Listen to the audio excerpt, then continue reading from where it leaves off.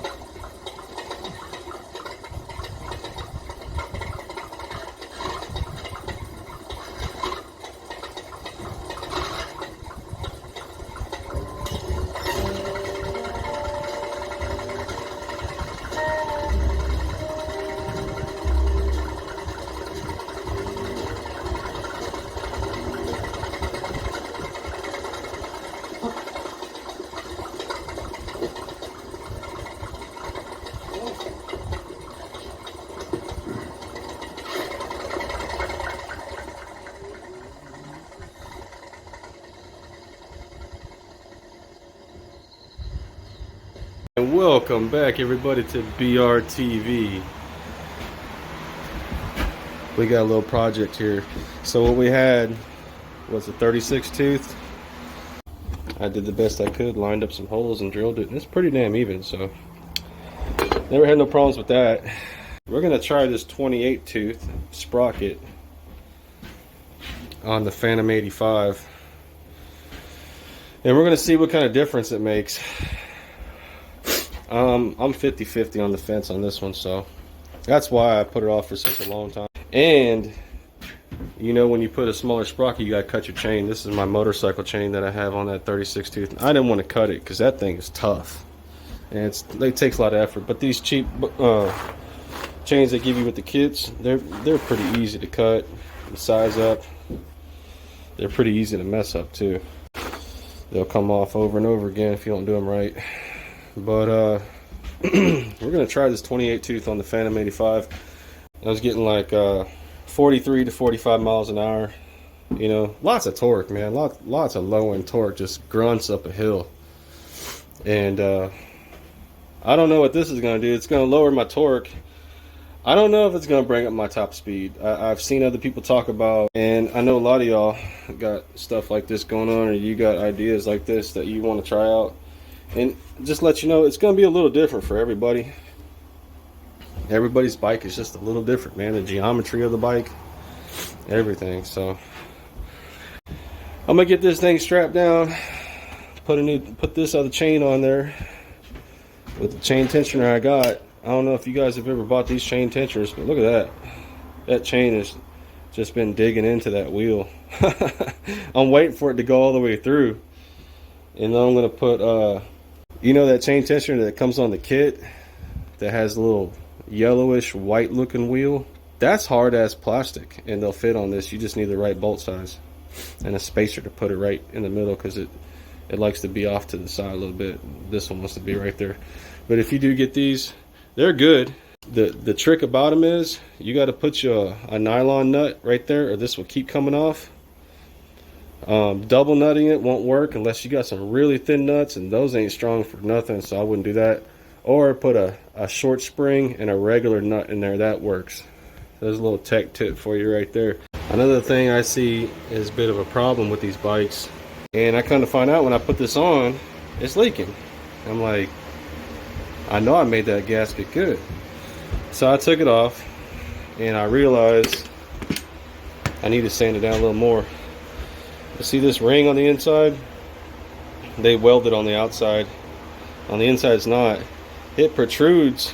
I sand it down a little bit. I'm going to sand it down some more, a lot more, until it doesn't even, it's just disappear, you know. I'm going to stuff this hole with some cardboard so no shavings get in there. But it was protruding. So when you tighten those two bolts, it's bringing the exhaust in, but that little ring, see there? See that black mark? It made a little indentation in the aluminum. So it's causing it to stop right there. Therefore, you have like a fraction of a millimeter exposed. gap all the way around, and that's why I was leaking oil all right. So I took it off, sanded down, and I'm gonna hit this one more time. I like my motors clean. If the gas and oil is on the inside, that's where it needs to stay, right? Here on this intake, once I put it together, you could tell it's clean. You know, I made that gasket. It's a good gasket. It doesn't leak oil, it doesn't leak gasoline down in there, nothing.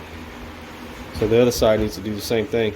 That's another thing I want to do. This tip, I think it creates way too much back pressure, which ain't bad, but when you're idling and you're doing like 15-20 miles an hour, the bike is like, it's like, give me gas. That's what it wants. This thing's got so much compression, man. I mean, you just take your 3/4 inch socket,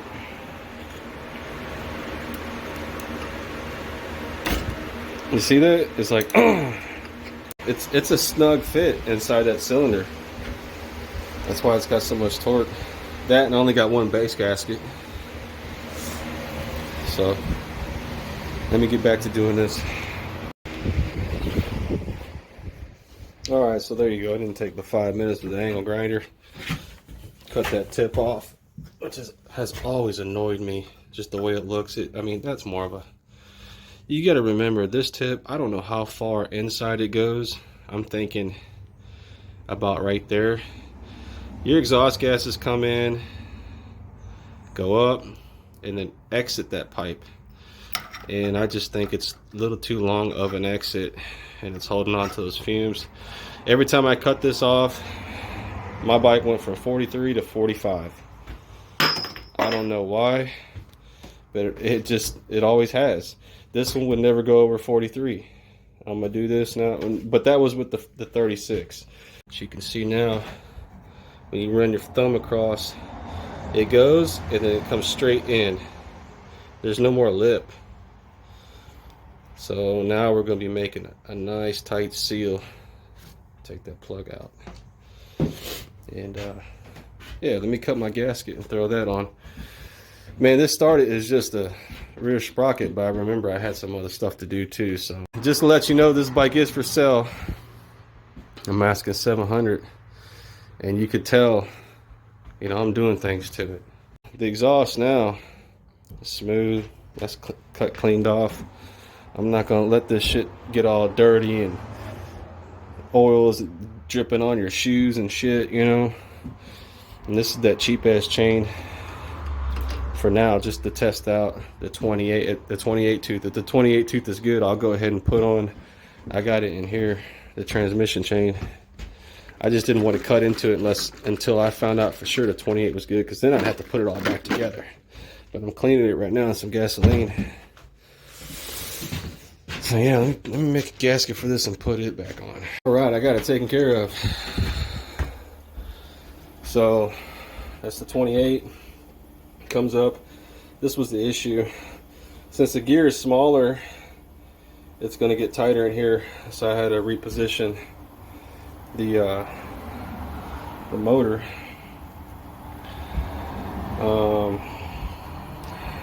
The way I did it is I took out this piece right here that goes in right there, and now it's up against the actual motor. It's not super tight, like it's putting pressure on the case, but it's pretty firm.